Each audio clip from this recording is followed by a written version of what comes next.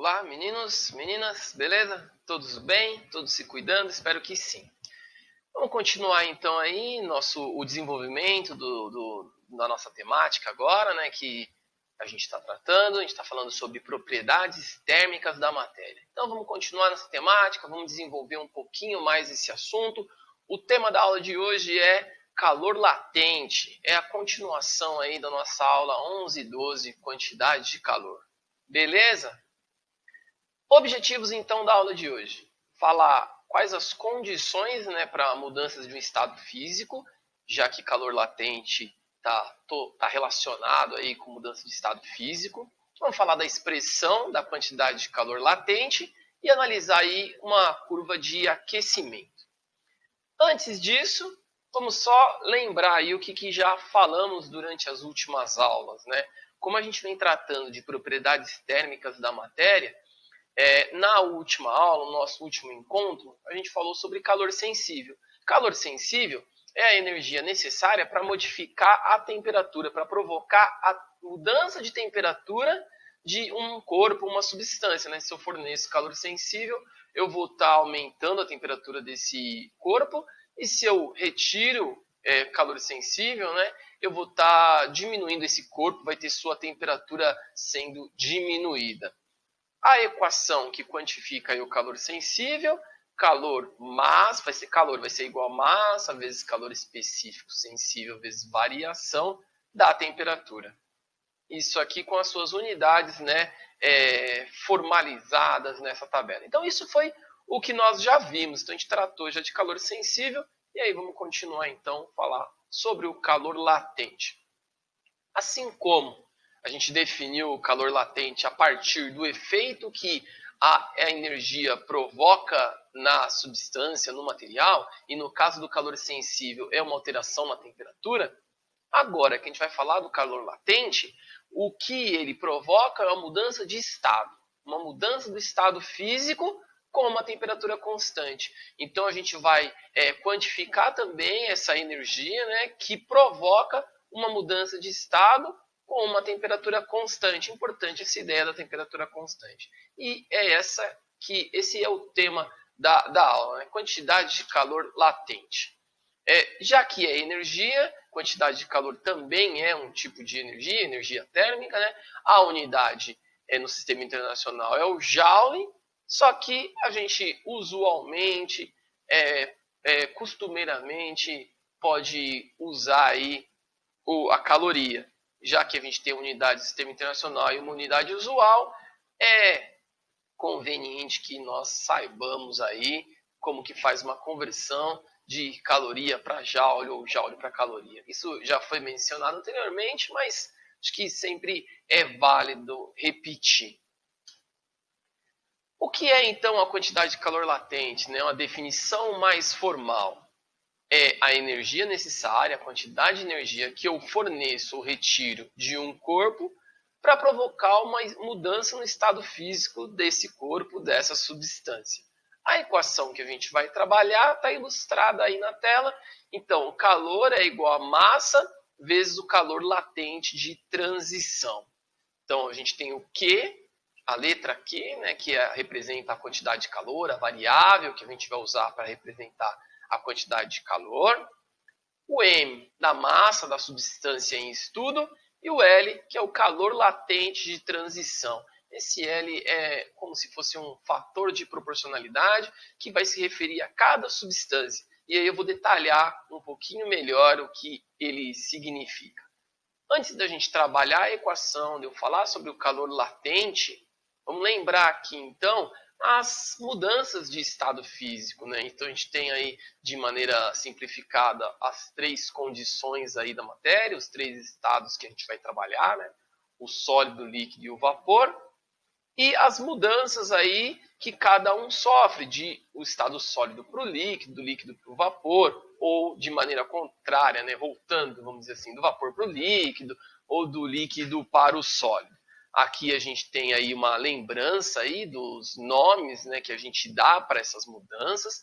Então, do sólido para o líquido, fusão, do líquido para o vapor, a vaporização, do vapor para o líquido, a liquefação ou condensação, e do líquido para o sólido, a solidificação. O que a gente precisa entender, então, para que aconteça uma mudança de estado físico, a gente está mudando aí com a estrutura da substância, a ligação entre as moléculas, entre ali as partículas que compõem aquela substância.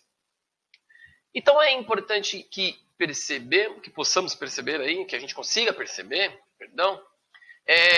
que a energia que eu estou fornecendo no momento de uma mudança de estado físico, ela está sendo utilizada justamente para modificar a ligação entre as moléculas. Então, quando eu forneço o calor sensível, que tem uma variação, que provoca uma variação de temperatura, ele não está modificando ali a ligação entre as moléculas, o jeito que as partículas estão ligadas. Agora, quando eu chego em um ponto em que a mudança de estado começa a acontecer, a energia que eu estou fornecendo está sendo toda utilizada justamente para essas modificações entre as partículas, né? Por isso que quando está acontecendo uma mudança de fase, não tem variação da temperatura, porque toda a energia que o objeto está recebendo ou cedendo está ali servindo para modificar a ligação entre as moléculas. E se a gente está falando de ligação entre as moléculas, entre as partículas, claro que um fator que vai influenciar também a modificação das fases é a pressão em que essa substância está submetida, né? Então, se um objeto, uma substância, está submetido a uma pressão externa, né, maior, é mais difícil da mudança de fase acontecer. Em contrapartida, se a substância está sofrendo uma pressão menor, é mais fácil para modificar o estado físico. Quando falo mais fácil ou mais difícil, significa que precisa de menos energia ou mais energia. Especificamente nas substâncias, o que vai mudar, por exemplo, é o ponto de fusão, a temperatura de fusão ou a temperatura de vaporização. Então, esses pontos de mudança, né, o ponto de fusão, a temperatura de fusão e a temperatura de vaporização, tem ali influência da pressão. Claro que de maneira genérica, para simplificar e até para facilitar didaticamente, na grande maioria dos exemplos, dos exercícios, dos problemas, a substância está aí na pressão com o nível do mar, 1 atm. Então, mas fica a dica aí que a pressão tem influência sim na modificação da fase e na energia que é necessária para que isso aconteça. Beleza? E aí, já que a gente está falando dessa mudança de fase, que é provocada aí pela energia térmica, né, nesse caso o calor latente, a gente tem que entender um item muito relevante, que é uma curva de aquecimento. A curva de aquecimento, na verdade, serve para a gente aí unir os dois conceitos, a quantidade de calor sensível e a quantidade de calor latente. Nesse gráfico aqui, a gente tem um gráfico da curva de aquecimento, né, da água. Poderia ser de uma outra substância, que a cara do gráfico vai ser a mesma, mas vão mudar as temperaturas em que as plataformas estão estabelecidas. Então, alguns pontos para chamar a atenção aqui, né? Ó. Aqui entre o ponto A e B e C e D, eu não tenho variação de temperatura, eu tenho temperatura constante. Quando eu tenho temperatura constante, é quando está acontecendo aqui a mudança de fase. Então, nesses dois platôs, vamos dizer assim, eu tenho uma mudança de fase. A energia fornecida para essa substância está sendo utilizada justamente na modificação da ligação entre as moléculas e fazendo acontecer, né, aí, provocando uma mudança de estado. Então, vamos pegar desde o começo aqui essa curva de aquecimento. Nesse exemplo, supondo que a substância é água, eu teria aí gelo, uma temperatura de menos 20 graus. Se eu forneço energia para essa pedra de gelo, ela não vai começar a derreter de cara. O que vai acontecer? Ela vai ter que aumentar a temperatura até atingir a temperatura de fusão, até atingir a temperatura em que começa a mudança de fase. Então, nesse primeiro trecho aqui, identificado como trecho 1, eu tenho um aumento da temperatura, então eu tenho calor sensível, que eu forneço energia na forma de calor sensível, tem uma mudança de temperatura. até atingir a temperatura de fusão. Se eu continuar fornecendo energia, o que vai acontecer? A ligação entre as moléculas vai se modificar e a temperatura fica constante, até que toda a substância tenha sofrido a mudança de fase. Então, nesse exemplo, a água, até que toda a água tenha ali, todo o gelo, né, tenha derretido. Então, enquanto eu estiver nesse platô aqui, enquanto eu tiver um pouquinho de gelo e um pouco de água, ainda a temperatura vai ficar constante. A partir do momento que todo o gelo foi derretido, todo o gelo se transformou em água e eu continuo fornecendo energia, aí eu deixo de ter gelo e tenho água a 0 graus. E aí, se eu continuo fornecendo energia, novamente, entre B e C, eu tenho uma variação da temperatura, o que implica em calor sensível de novo. Então, naquele trecho da curva destacado como 3, eu tenho variação da temperatura, então eu tenho calor sensível. Até quando que eu vou ter essa mudança de temperatura? Até a substância atingir a temperatura de vaporização. No caso da água, 100 graus Celsius. Quando atingir 100 graus Celsius, mesmo que eu continue fornecendo energia, não vai ter mais variação na temperatura. Vai ter uma mudança da ligação entre as moléculas. Por isso que a energia está sendo utilizada aqui nesse platô para mudar a fase da substância, nesse caso, para vaporizar aqui a água. E aí, quando eu conseguir vaporizar toda a água, e se eu continuar fornecendo energia, aí sim, eu vou ter novamente aí uma variação de temperatura, e aí vou ter calor sensível. Então, o que a gente pode identificar aqui nessa curva é que tem momentos em que o calor fornecido ou retirado também, né, é calor sensível, e em momentos em que é calor latente. Quando que vai ser calor latente? Dica prática, quando a temperatura é constante, quando não tem variação na temperatura. E quando não tem essa variação na temperatura, que é a indicação do calor latente, é a mudança de fase. Beleza? Aqui, então, ó, eu tenho exemplos, vamos pensar aqui na curva de aquecimento, mas de valores do calor latente de transição, que é a variável L na equação de Q igual a M vezes L. Então, como que a gente lê isso daqui? No caso da água, por exemplo, para que a 1 grama de água sofra uma mudança de fase, nesse exemplo aqui, uma mudança de sólido para líquido, ou seja, uma fusão, eu preciso fornecer 80 calorias por grama de água. Então, para cada grama de água, eu preciso fornecer 80 calorias para que aconteça uma mudança de fase. No caso, a fusão.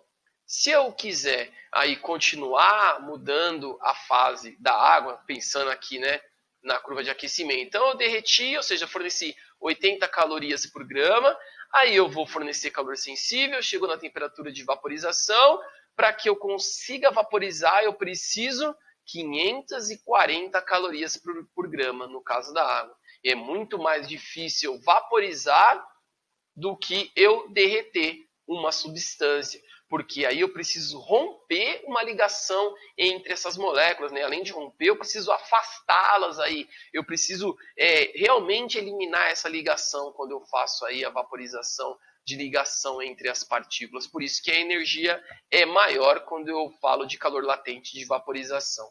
E aqui a gente tem alguns exemplos, né? Calor latente aqui do cobre na transição da fusão, do sólido para o líquido, do alumínio, do mercúrio, só alguns valores para exemplificar aí, claro, mais uma vez, nenhum desses valores a gente precisa ter aí na ponta da língua, né?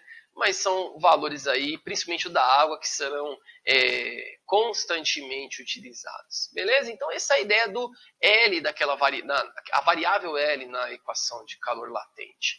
Ela indica aí o quanto de energia eu tenho que fornecer por unidade de massa daquela substância. E importante, né, eu tenho diferentes valores de calor latente de transição na fusão e na vaporização. Para o mesmo elemento, eu vou ter diferentes valores de calor latente de transição. Beleza? Tranquilo? Acho que essa curva de aquecimento, em conjunto com o entendimento dessa variável, é a chave para perceber aí bem esse conceito. E aí, como exemplo agora, para ilustrar a aplicação das duas equações, na verdade, a equação de calor sensível e calor latente, vamos fazer aqui um exercício junto com vocês. Então, eu tenho aqui uma pedra de gelo, 20 gramas, né, de gelo a menos 5, e quero fazer virar água a 20 graus Celsius. E aí, para a gente fazer isso, o que a gente tem que pensar? Bom, se eu tenho gelo a menos 5 e eu quero derreter e fazer virar água a 20 graus, a primeira coisa que eu tenho que fazer é fornecer energia para o gelo atingir a temperatura de fusão, que é 0 graus. Depois eu vou derreter esse gelo e após o gelo derreter e virar água a 0 graus, eu forneço energia aí na forma de calor sensível. Então eu vou ter 3 etapas para resolver esse problema. Para eu descobrir então a quantidade de calor total aí para executar essa ação, eu vou precisar então primeiro aumentar a temperatura do gelo, de menos 5 a 0. Se fosse qualquer outra substância da temperatura que a substância está até a temperatura de fusão. Depois derreter o gelo, ou outra substância, se fosse o caso. E depois aumentar a temperatura da água aqui. E se eu quisesse vaporizar? Eu continuava aumentando a temperatura até a temperatura atingir 100 graus Celsius e depois fornecia de novo calor latente para ter uma transição de fase. Então, eu vou ter aumento de temperatura, mudança de fase e aumento de temperatura de novo. Ou seja, eu vou ter calor sensível, calor latente e calor sensível de novo. Então, calor sensível, calor latente e calor sensível de novo. O que eu tenho que tomar um certo cuidado é que quando eu falo de calor sensível também, o calor específico depende da fase da substância. Então, quando eu tenho aqui o gelo, o calor sensível é 0,5 calorias por grama grau Celsius. Já quando é água, é 1 caloria por grama grau Celsius. E isso se reflete na hora de executar o exercício. Mas agora é só substituir as variáveis aí, né? Então, eu tenho aqui a massa do gelo, calor sensível do gelo, porque ainda é gelo, e a variação de temperatura, final menos inicial. Eu quero fazer com que o gelo atinja 0 graus Celsius, a temperatura que ele estava, 0 menos 5.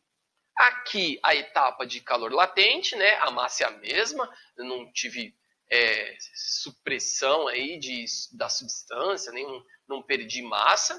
Então, 20 gramas vezes o calor latente de fusão. De novo, agora calor sensível, então aumentei a temperatura, derreti o gelo e agora vou aumentar a temperatura de novo, agora já é água a 0 graus. Então, as mesmas 20 gramas, só que o calor sensível, 1, porque eu estou falando agora de calor sensível da água. E variação de temperatura de 0 até 20, né? Final menos inicial, porque 0 é a temperatura que ela estava logo após o derretimento de todo o gelo. Beleza, meninos e meninas? Tranquilo? Espero que a mensagem tenha sido recebida e aí nos veremos então no decorrer das aulas para executarmos as tarefas de classe juntos. Beleza? Até a próxima então, meninos e meninas.